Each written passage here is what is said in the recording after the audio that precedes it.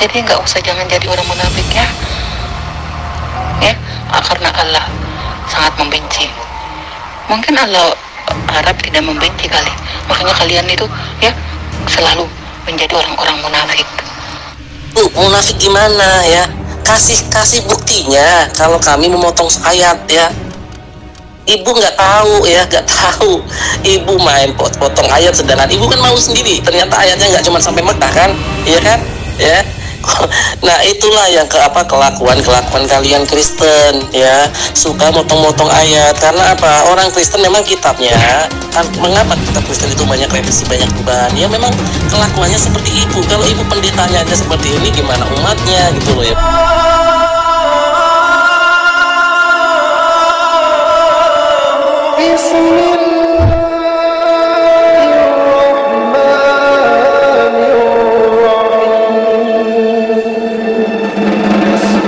Assalamualaikum warahmatullahi wabarakatuh. Alhamdulillahi rabbil alamin. Nahmaduhu wa nasta'inuhu wa nastaghfiruh wa na'udzu billahi min sururi anfusina wa min sayyiati a'malina. May yahdihillahu fala mudhillalah wa may yudlil fala hadiyalah. Selamat malam rekan-rekan yang berbahagia dimanapun Anda berada. Mudah-mudahan kita senantiasa selalu di dalam lindungan Allah Subhanahu wa ta'ala, dilimpahkan nikmat, dikaruniai kesehatan, didedaskan rezekinya, dan dimudahkan segala urusannya. Untuk kesempatan kali ini kita akan menampilkan Ustadz Farhan. Begitu di dalam perdebatan kali ini dia akan berhadapan dengan Pendeta Helen yang membahas tentang video perdebatan kemarin antara Cornelius Cosman Cornelius versus Rifa kemarin. Ini ada sempat disinggung, terus dilanjutkan pembahasannya bersama dengan Pendeta Helen. Nah, bagaimanakah jalan cerita atau alur dari perdebatan mereka? Mari kita saksikan, kita simak selengkapnya.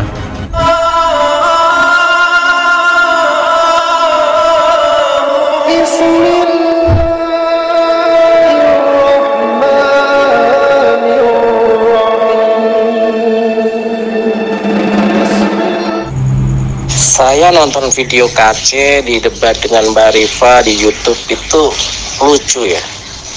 Dalam artian lucu, kok seperti memaksakan diri itu. Dia bilang bahwa rukun haji itu harus mencium batu gitu. Tidak ada rukunnya sama sekali ibadah haji harus mencium batu. Ya. Itu memang sunnah pernah dikerjakan sama Rasulullah SAW, tapi itu adalah sesuatu bukan rukun haji, itu adalah sunnah. Jadi kalau hal tersebut sunnah diterapkan harus menyembah batu dan dikorelasikan dengan menyembah batu seperti klaimnya si Jamban ini ya, si MKC ini, Jamban ini benar-benar sangat konyol itu loh. Nah, saya malam ini menantang KC berdua ya, H2H, untuk diskusi secara terbuka ya tentang penyembahan batu ya, dan ritual untuk mencium batu Hajar Aswad ya. Jamban kalau dengar voice note saya, silakan Jamban tanggapin ya. Saya akan tantang Anda malam ini H2H dengan saya ya. Tapi banyak bukti beredar bahwa setiap orang antri untuk mencium batu. Sayangnya video-video itu sudah saya hapus ya.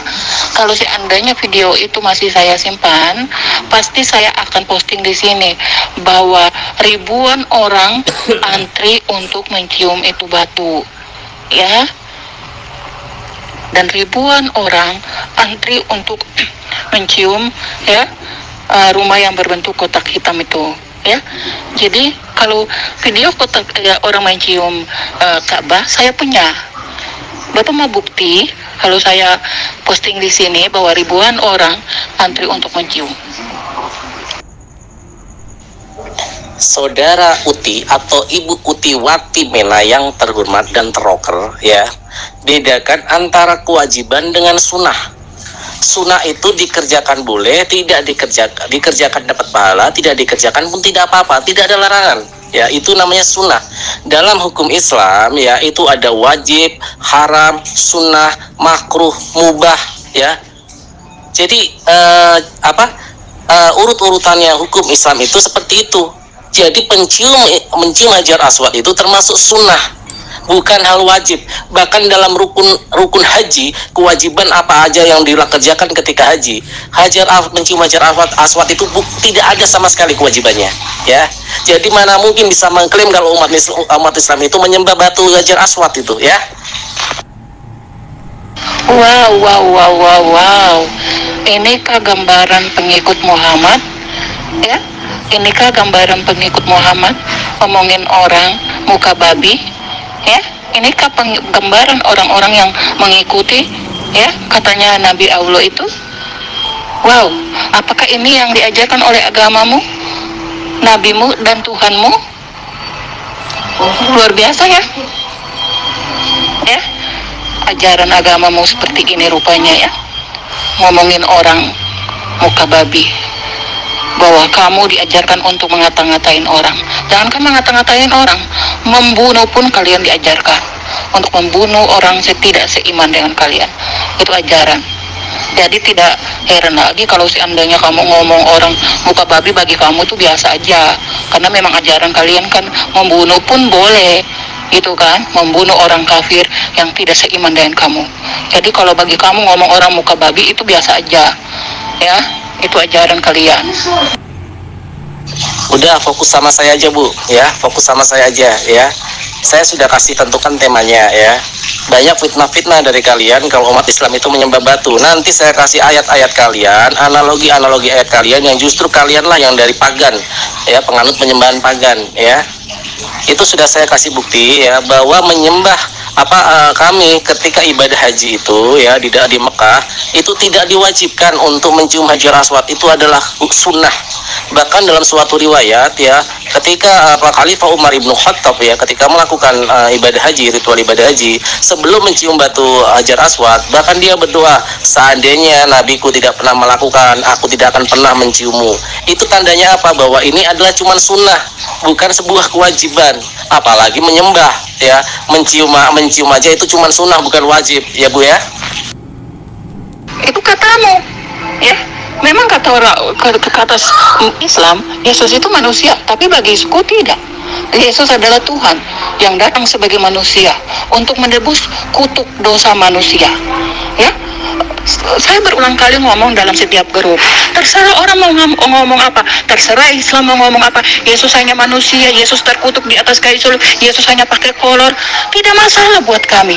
Dia tetap Tuhan kami, dia tetap juru selamat kami. Tidak akan pernah ada, ya, yang akan melunturkan iman kami kepada Yesus Kristus, karena dia hidup dan mati kami. Iman kami tidak akan pernah tergoyahkan dengan perkataan apapun dari manusia dunia ini, termasuk Islam. Makanya seringkali saya bilang, seperti pepatah mengatakan, biarkan anjing menggonggong, iman kami tetap teguh kepada Yesus Kristus. Begitu.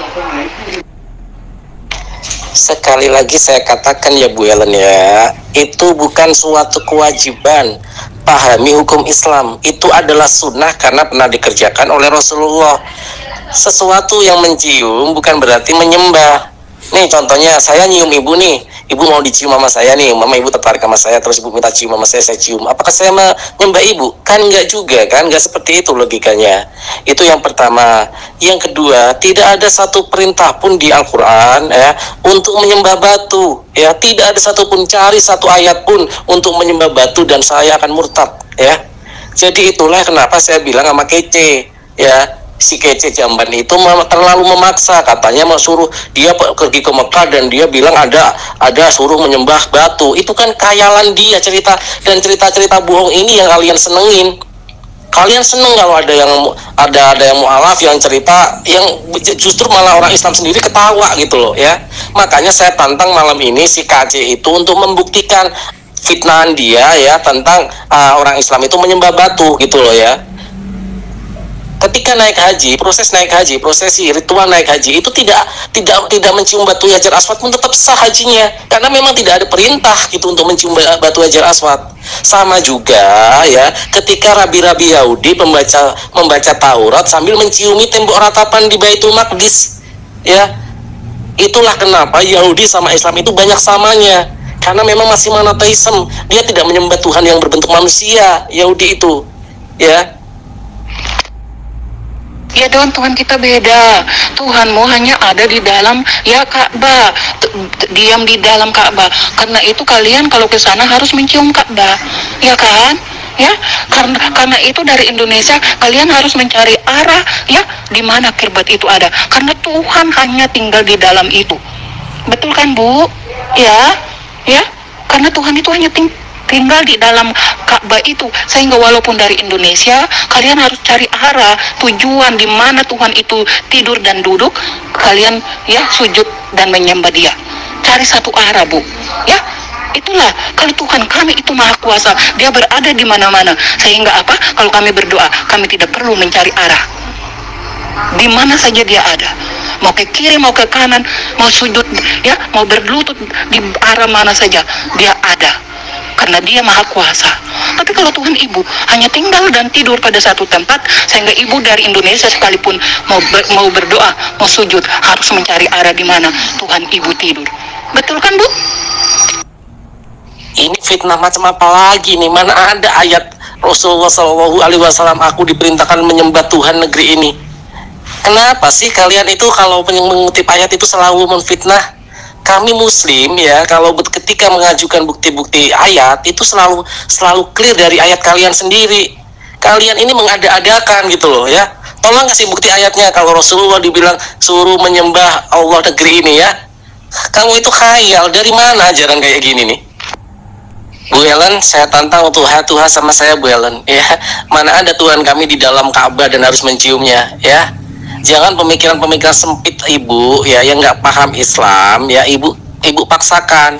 Inilah yang ini kayak gini, pendeta-pendeta yang kayak gini yang membuat sesat jemaat-jemaatnya dengan pemikiran-pemikiran dangkal seperti ini ya. Mereka mengkhotbah jemaat-jemaatnya yang seperti yang kita ketahui umat Kristen itu kan cuma imani aja kata pendeta ya. Nah, seperti ini yang menimbulkan kesalahpahaman Kristen terhadap Islam gitu.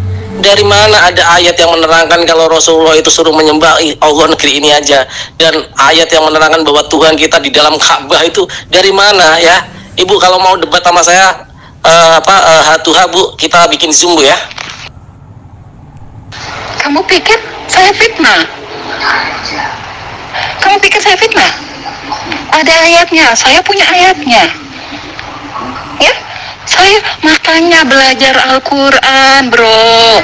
Biar kamu tahu ada ayat mengatakan seperti itu. Ya, bukan fitnah, tapi itu kenyataan. Artinya apa? Gue lebih tahu Al-Quran daripada kamu. Berarti kamu tidak tahu ayat itu.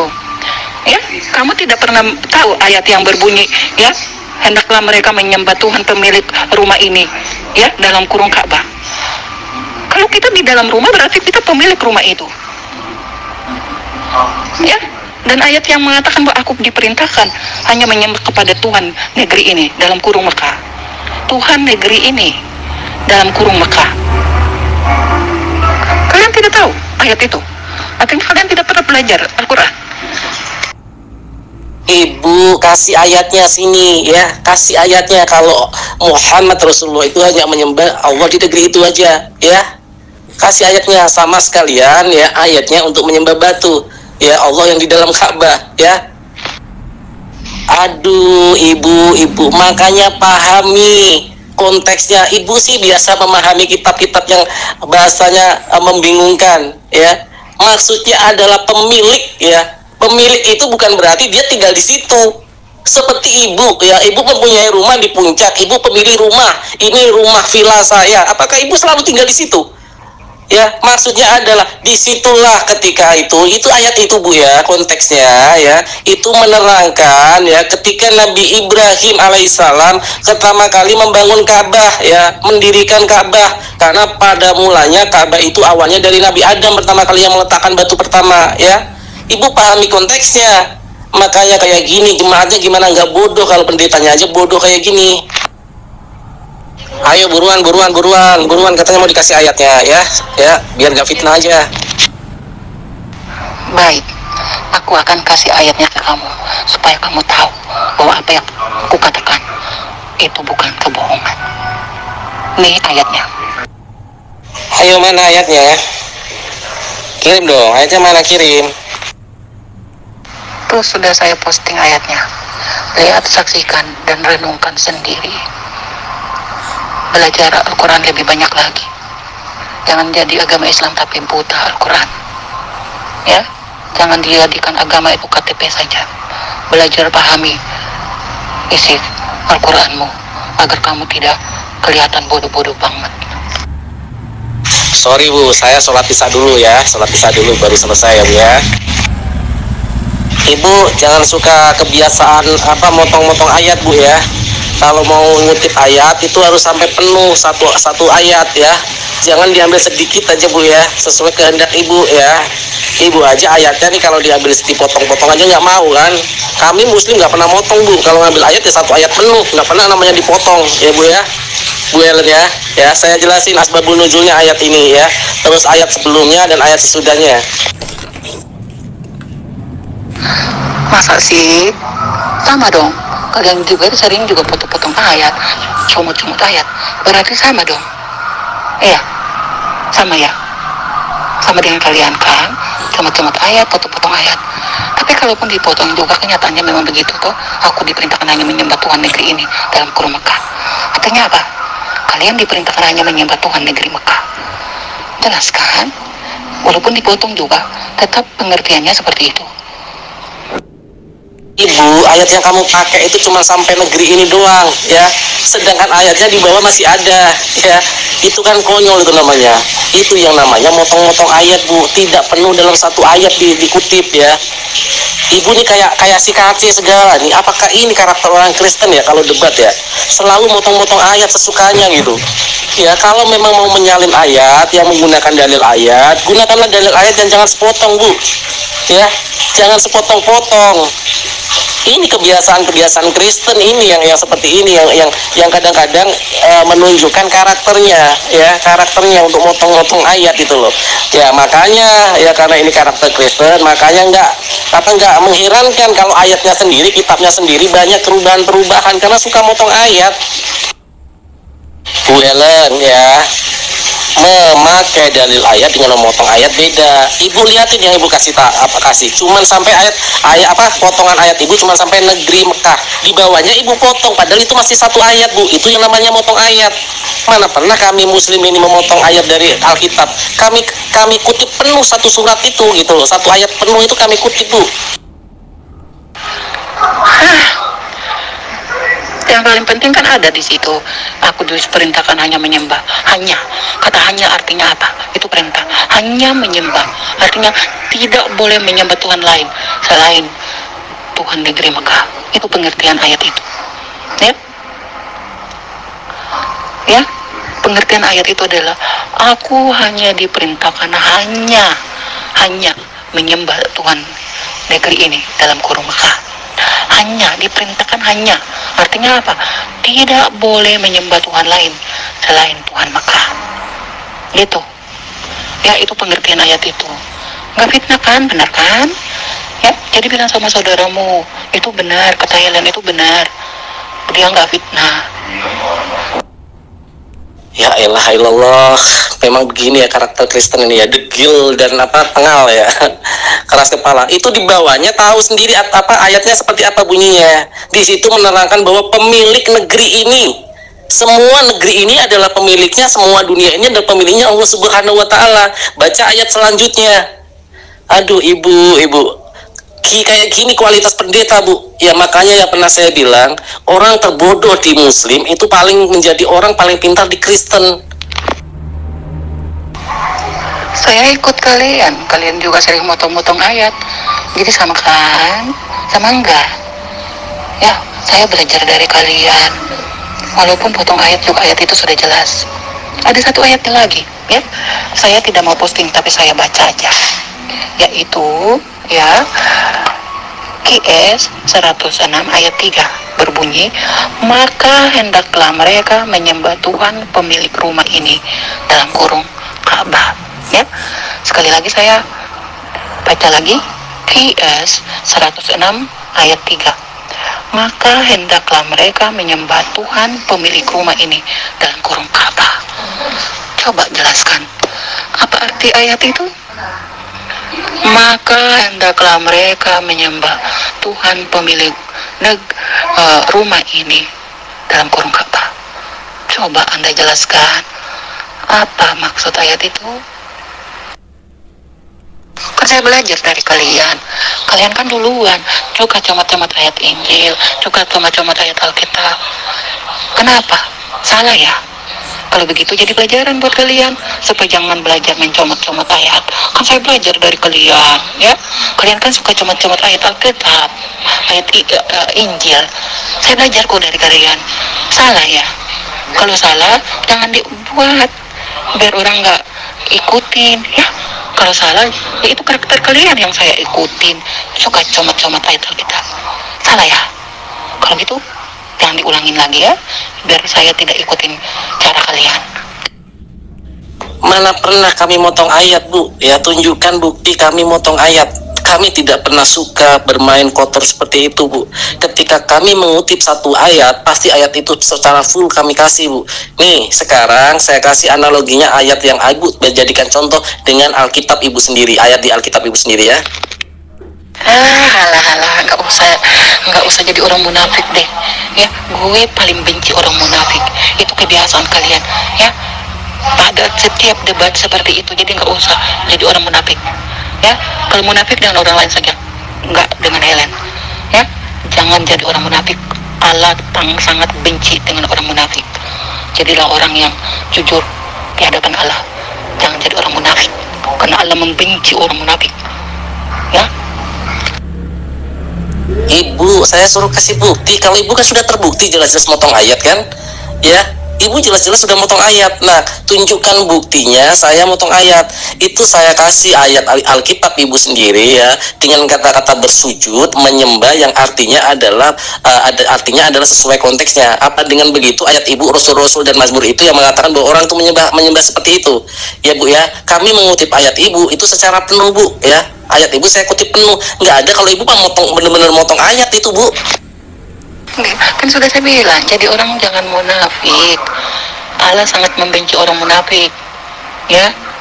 Kalau kalian tidak pernah melakukan, bukan lo, tapi saudara-saudara lo. Jadi jangan jadi orang munafik ya, ya. Karena Allah sangat membenci. Mungkin Allah Arab tidak membenci kali, makanya kalian itu ya selalu menjadi orang-orang munafik. Munafik gimana ya? Kasih buktinya. Kalau kami memotong ayat ya, Ibu nggak tahu ya, nggak tahu. Ibu main potong ayat, sedangkan Ibu kan mau sendiri. Ternyata ayatnya nggak cuma sampai Mekah kan? Iya kan? Ya.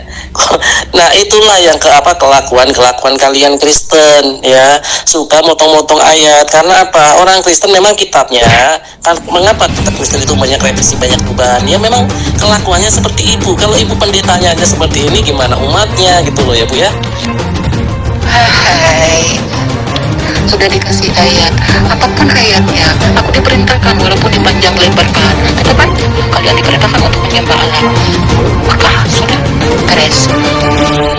Ibu tahu dari mana ya? Ibu tahu perjalanan hidup Yesus dari umur 13 tahun sampai umur 29 tahun. Ya, kasih bukti saya sejarah Yesus hidup antara umur 13 tahun sampai 29 tahun. Jangan cuman berasumsi. Pendeta itu cuman bisanya asumsi. Kasih sekarang bukti. Saya tunggu kehidupan Yesus umur 13 tahun sampai 29 tahun ya, Bu ya. Ya ampun, padahal ayat itu jelas maknanya apa loh. Dan saya sudah bantah dengan ayat yang sama ya, seperti konteks ayat itu dengan Alkitab Ibu. Ibu baca nggak tadi? Saya kasih 2 ayat tadi. Iya, itu saya nggak motong sama sekali karena saya bukan Ibu ya, suka motong-motong ayat ya, Bu ya. Ya ampun, ini orang Ibu ini deh, heran saya dengan pemahaman Ibu. Ibu nggak bisa baca ya? Ibu baca dong, pahami konteksnya ya. Saya baru ketemu malah ketemu orang Kristen yang segoblok ini, benar-benar goblok Ibu, serius goblok dong. Nah, saya kasih analogi lagi ya, seperti yang dilakukan oleh rabi-rabi Yahudi ya, ketika menciumi tembok ratapan.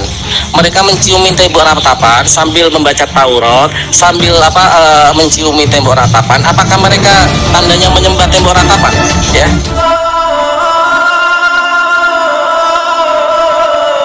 Yes,